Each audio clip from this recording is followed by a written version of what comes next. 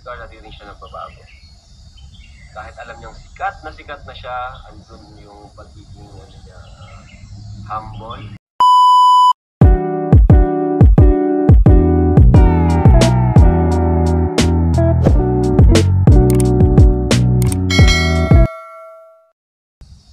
Hello po si Carla, ano naman ang assessment mo sa kanya noon hanggang ngayon? Kay Carla naman po, assessment ko sa kanya is, ang pinakamasabi ko is Carla is improving. Carla is learning. Ayan, Carla is very smart. Sobrang matalino po si Carla, mga kalingap. Siya yung babae na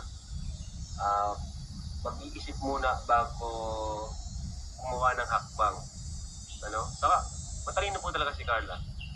Yan po yung pagkakilala ko sa kanya throughout the simula nang makilala ko siya. And alam niyo kung bakit siya nag-improve? Because she's smart nga.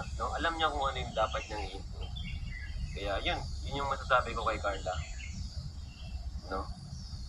At ano pa ba? Saka hindi rin siya nagbabago. Si Carla di rin siya nagbabago. Kahit alam niyang sikat na siya, andun yung pagiging niya, humble, yung respect sa kay boys, kahit kanino, kahit kay lolo, andun talaga.